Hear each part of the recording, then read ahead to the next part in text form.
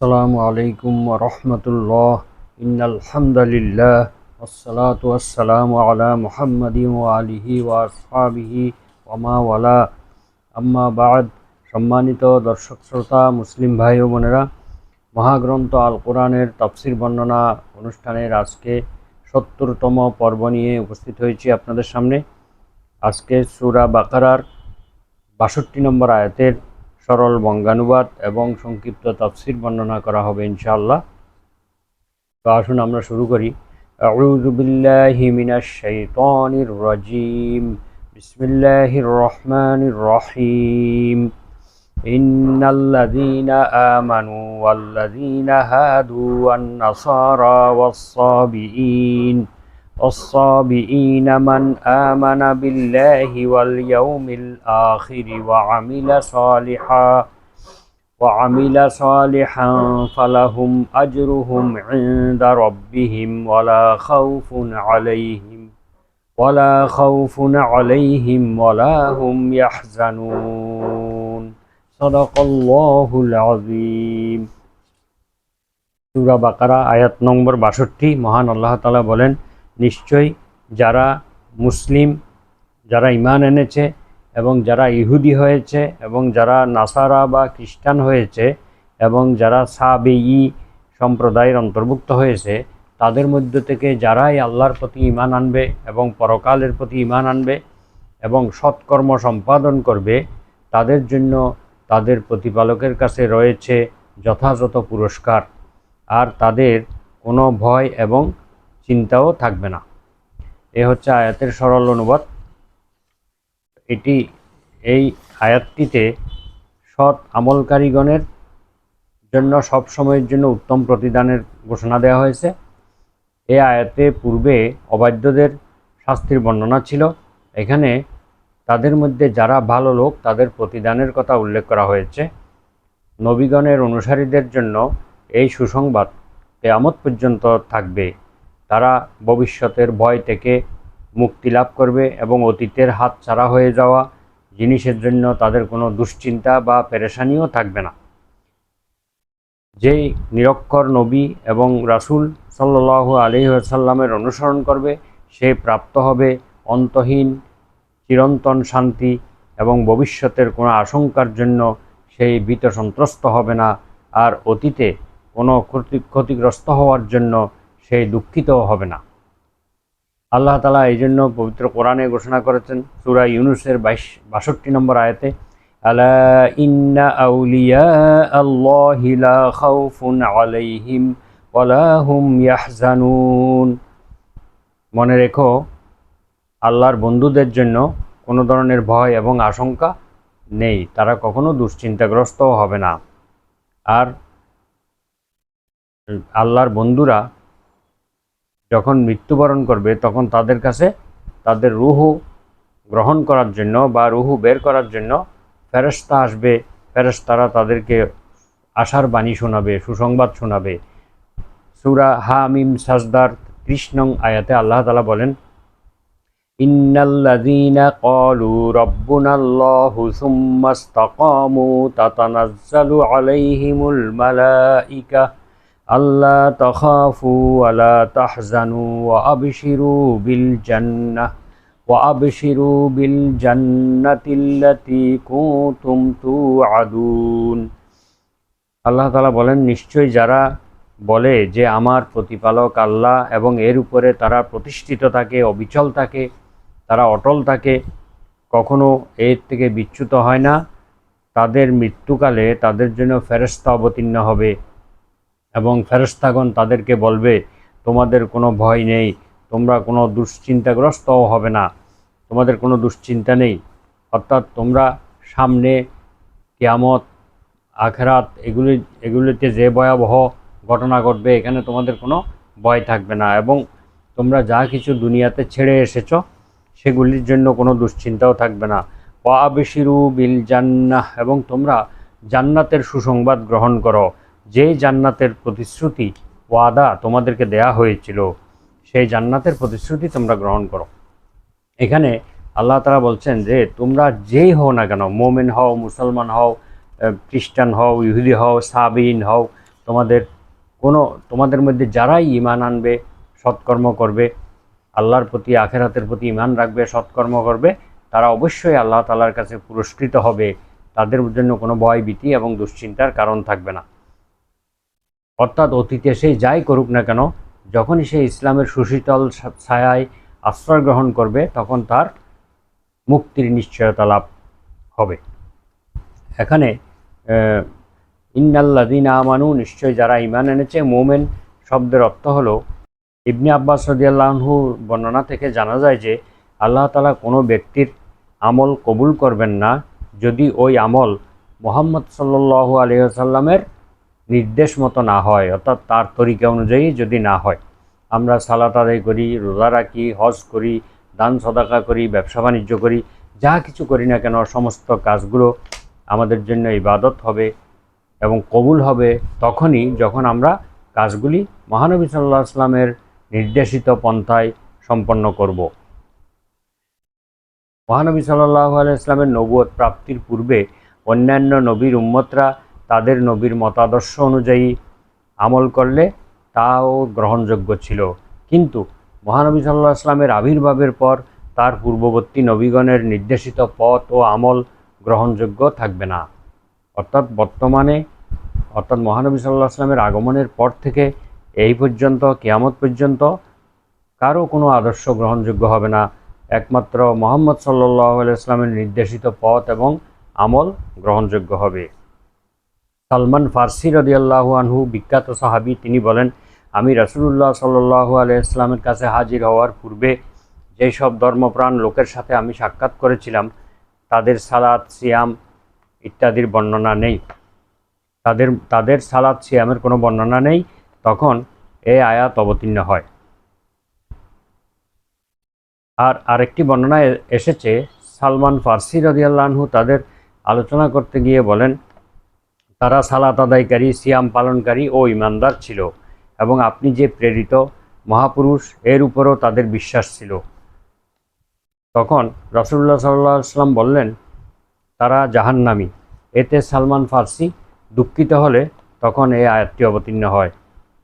কিন্তু এটা স্পষ্ট কথা যে ইহুদিদের মধ্যে ঈমানদার ওই ব্যক্তি যে তাওরাতের উপর ঈমান আনে এবং তদনুযায়ী আমল করে, কিন্তু যখন ঈসা আলাইহিস সালামের আগমন হয় তখন তারও অনুসরণ করে এবং তার নবুয়তকে সত্য বলে বিশ্বাস করে, কিন্তু তখনও যদি তাওরাতের উপর অটল থাকে এবং ঈসা আলাইহিস সালামকে অস্বীকার করে এবং তার অনুসরণ না করে, তাহলে সে আবার অবিশ্বাসী হয়ে গেল, বেদিন হয়ে গেল। অর্থাৎ যেই নবীকে তারা পাবে সেই নবীর আদর্শ অনুসরণ করতে হবে, তার নির্দেশিত পথে জীবন পরিচালনা করতে হবে।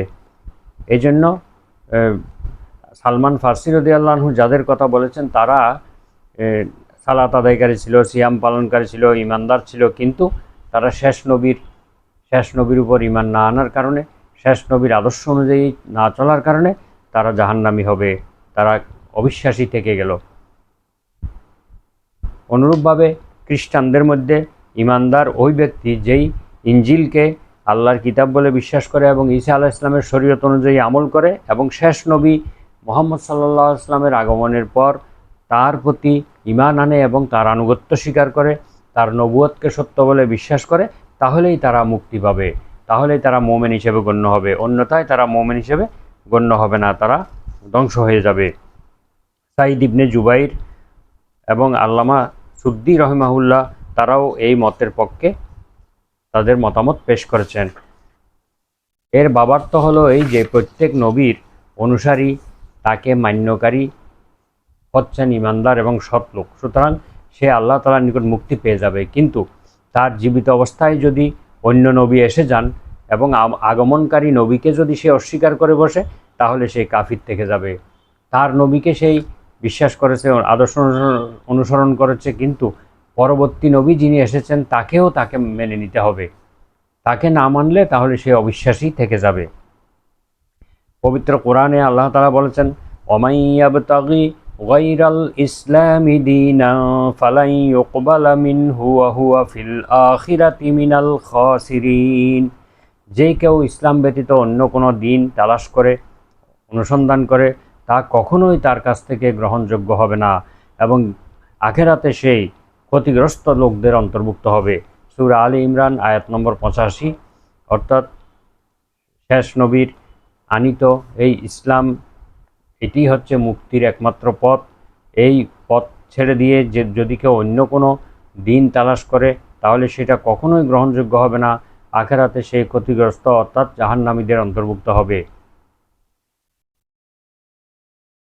এই দুটি আয়াতের মধ্যে আনুকূল্য এটাই, কোনো ব্যক্তির কোনো কাজ ও কোনো পন্থা গ্রহণীয় নয় যে পর্যন্ত না শরীয়তে মুহাম্মাদীর অনুসারী হয়। শরীয়তে মুহাম্মাদীর অনুসারী না হওয়া পর্যন্ত যত ভালো কাজ হোক না কেন, যতই সে আল্লাহর উপর বিশ্বাস করুক না কেন, সেটা গ্রহণযোগ্য হবে না। কিন্তু এটা সেই সময়, যে সময় তিনি প্রেরিত নবী হিসেবে দুনিয়াতে এসে গেছেন, তার পূর্বে যেই নবীর যুগ ছিল এবং যেসব লোক সেই যুগে ছিল তারা তাদের নবীর অনুসরণ এবং তাদের শরীয়তের অনুসরণ করা তাদের জন্য শর্ত ছিল, এবং তারা যদি সেই নবীর অনুসরণ করে সেই নবীর সময়ে যদি তারা মারা যায় তাহলে তারা মুক্তিপ্রাপ্ত হবে। কিন্তু যদি মুহাম্মদ সাল্লাল্লাহু আলাইহি ওয়াসাল্লামকে পাওয়ার পরে তার প্রতি ঈমান না আনে তাহলে সে অবিশ্বাসী থেকে যাবে। এখন আমরা ইয়াহুদ শব্দের ইতিহাস জানব। ইয়াহুদিরা মূলত মূসা আলাইহিস সালামের অনুসারী বানি ইসরাইল জাতির পরবর্তী পরবর্তী বংশধররা ইহুদি নামে পরিচিত। তাদের ধর্মীয় আইন কানুন তাওরাতের বাণী অনুযায়ী করা হয়েছে বলে তারা দাবি করে। ইয়াহুদ শব্দের অর্থ অনুশোচনা করা বা অনুতপ্ত হওয়া। যেমন মূসা আলাইহিস সালাম বলেছিলেন, ইন্না হুদনা ইলাইক, আমরা আপনার কাছে অনুশোচনাকারী, আমরা আপনার নিকট অনুতপ্ত, আল্লাহর উদ্দেশ্যে বলেছিলেন। আবার কেউ কেউ বলেছেন তারা ইয়াহুদের সন্তান ছিল, ইয়াহুদের সন্তান হওয়াতে তাদেরকে ইয়াহুদি বলা হতো। আর ইয়াহুদ ছিল ইয়াকুব আলাইহিস সালামের বড় ছেলের নাম। ইয়াকুব আলাইহিস সালামের বড় পুত্রের নাম ছিল ইয়াহুদা বা ইয়াহুদ, তার বংশধরদেরকে ইয়াহুদি বলা হতো। আবার আরেকটি মত আছে যে তারা তওরাত পাঠ করার সময় সামনে পিছনে ঝুঁকত বেশি, এই জন্য তাদেরকে ইয়াহুদ বলা হয়। ইয়াহুদ শব্দের অর্থ যিনি নড়াচড়া করেন বা হরকত করেন তাকেই বলা হতো। যেহেতু তওরাত পড়ার সময় তারা বেশি ঝুঁকে যেত, সামনে পিছনে ঝুঁকতো, তাই তাদেরকে ইয়াহুদ বলা হয়েছে। এবং খ্রিস্টানকে আরবিতে পবিত্র কোরআনে এবং হাদিসে নাসারা বলা হয়েছে। নাসারা কেন বলা হয়? ঈসা আলাইহিস সালামের নবুয়তের যুগ এলে বনি ইসরায়েলের উপর তার নবুয়তের বিশ্বাস করা এবং অনুসারী হওয়া ফরজ হয়ে যায়। বনি ইসরায়েলরা আগে মূসা আলাইহিস সালামের অনুসারী ছিল, কিন্তু যখন ঈসা আলাইহিস সালাম এসে গেছেন তখন তার প্রতি বিশ্বাস করা তাদের উপর ফরজ হয়ে গেল এবং তাকে অনুসরণ করাও তাদের উপর ফরজ হয়ে গেল। এবং তাদের নাম হয় নাসারা বা সাহায্যকারী, কেননা তারা একে অপরকে সাহায্য করত। তাদেরকে আনসারও বলা হয়। যেমন পবিত্র কোরআনে ঈসা আলাইহিস সালাম যখন বললেন, মান আনসারি ইলাল্লাহ, আল্লাহর পথে আমার সাহায্যকারী কে হবে? ক্বালাল হাওয়ারিয়ুনা নাহনু আনসারুল্লাহ, হাওয়ারিগণ বলেছিল আমরাই তো আল্লাহর পথে আপনার সাহায্যকারী। তাহলে এখানে এই আনসার নাসরুন থেকে তাদের নাম নাসারা হয়েছে। আবার কোনো তাফসীরকারক বলেছেন যে এইসব লোক যেখানে অবতরণ করে ওই জায়গার নাম ছিল নাসেরা। তারা যেখানে গিয়ে অবতরণ করেছিল জায়গাটার নাম নাসেরা, এর থেকে তাদের নাম নাসারা হয়েছে। কাতাদা রহমাহুল্লাহ এবং ইবনে জুরাইজ রহমতুল্লাহ আলাই এই মত পোষণ করেন। মান আল্লাহ তাআলাই ভালো জানেন। নাসারা শব্দটি নাসরানুন শব্দের বহুবচন। নাসরানুন শব্দের অর্থ এক বচন, আর নাসারা এটি বহুবচন, অর্থাৎ সাহায্যকারী। যখন শেষ নবী মুহাম্মদ সাল্লাল্লাহু আলাইহি ওয়াসাল্লামের যুগ এসে গেল এবং তিনি সারা দুনিয়ার জন্য রাসূল হিসেবে প্রেরিত হলেন, এবং তখন তাদের সবারই উপর তার সত্যতা স্বীকার করা এবং তার অনুসরণ করা ওয়াজিব হয়ে গেল। আর তার উম্মতের ঈমান বা বিশ্বাসের পরিপক্কতার কারণে তাদের নাম হয় মুমিন। মুহাম্মদ সাল্লাল্লাহু আলাইহি ওয়াসাল্লামের উম্মতের নাম, একটি নাম হচ্ছে মুমিন অথবা বিশ্বাসী। এটা এই জন্য যে পূর্বের নবীগণের প্রতি এবং ভবিষ্যতের সমস্ত কথার প্রতিও তাদের ঈমান আছে। মহানবী সাল্লাল্লাহু আলাইহি ওয়াসাল্লামের উম্মতের পূর্বের নবীগণের প্রতিও তাদের বিশ্বাস আছে এবং ভবিষ্যতের যতগুলো কথা আল্লাহ রাসূল সাল্লাল্লাহু আলাইহি ওয়াসাল্লাম দিয়ে গিয়েছেন সবগুলোর প্রতি তাদের ঈমান রয়েছে। আরেকটি দল হলো সাবিয়িন। সাবিয়িন এটা বেদিন বা ধর্মহীন একটি গোষ্ঠীর নাম, যার এক বচন হলো সাবি। যারা ধর্ম ত্যাগ করতো তাদেরকেও সাবিয়িন বলা হতো। এটা আহলে কিতাবের একটি দলের নাম, যারা জবুর পাঠ করত, তাদেরকে সাবিয়িন বলা হতো।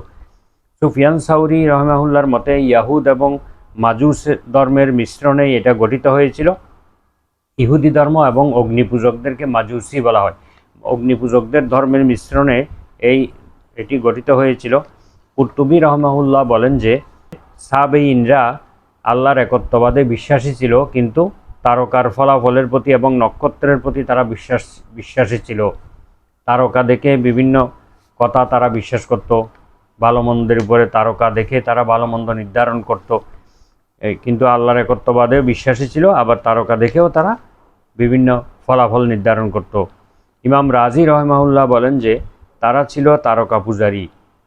তারা কাসরানীদের অন্তর্ভুক্ত ছিল, যাদের নিকট ইব্রাহিম আলাইহিস সালাম প্রেরিত হয়েছিলেন।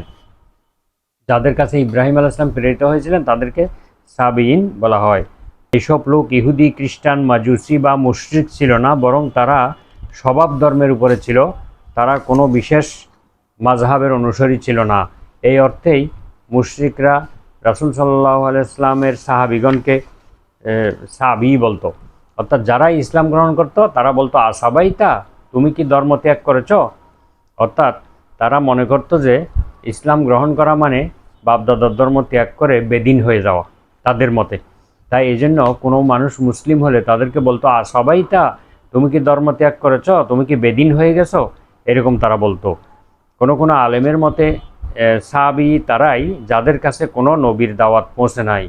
তো এইসব মতামত যাই হোক না কেন, এই ব্যাপারে আল্লাহ তাআলাই সবচেয়ে ভালো জানেন। মোট কথা হলো এই আয়াতের যে শিক্ষা তা হলো আমরা যাই হই না কেন, মুসলিম হই, ইহুদি হই, খ্রিস্টান হই বা সাবি হই বা অন্য কোনো ধর্মের অনুসারী হই না কেন, আমরা যদি বুঝে শুনে মহান আল্লাহ তাআলার প্রতি ঈমান আনি এবং আখিরাতের প্রতি বিশ্বাস করি এবং এই বিশ্বাসের ভিত্তিতে আমরা ইসলামী শরীয়তের বিধান অনুযায়ী আমল করি, তাহলে আমরা অবশ্যই আল্লাহ তাআলার কাছে পুরস্কার প্রাপ্ত হব। আর এই পথ ছাড়া ভিন্ন কোনো পথে এই পুরস্কার পাওয়া যাবে না এবং আল্লাহকেও পাওয়া যাবে না। এই দিন ইসলামকে ছাড়া অন্য কোনো দিন যারাই গ্রহণ করবে সেটা তাদের কাছ থেকে কখনোই কবুল করা হবে না এবং আখিরাতে তারা চরমভাবে ক্ষতিগ্রস্ত হবে। সুতরাং আমাদের উচিত যে আমরা পূর্বে যাই করি না কেন সব কিছু পরিত্যাগ করে মহান আল্লাহ তাআলার কাছে আত্মসমর্পণ করা, তার প্রতি দৃঢ়ভাবে বিশ্বাস স্থাপন করা, আখিরাতের প্রতি বিশ্বাস স্থাপন করা এবং আখিরাতের জীবনের প্রতি লক্ষ্য রেখে আমাদের জীবনের পথ চলা এবং আখিরাতে পুরস্কার প্রাপ্তির আশায় এই দ্বীনের উপরে অটল থাকা, এটি হচ্ছে আমাদের এই আয়াতের শিক্ষা। তো আজকের আলোচনা আমরা এখানে শেষ করছি। সুবহানাকা আল্লাহুম্মা ওয়া বিহামদিকা আশহাদু আল্লা ইলাহা ইল্লা আনতা আস্তাগফিরুকা ওয়া আতুবু ইলাইক। আসসালামু আলাইকুম ওয়া রাহমাতুল্লাহ।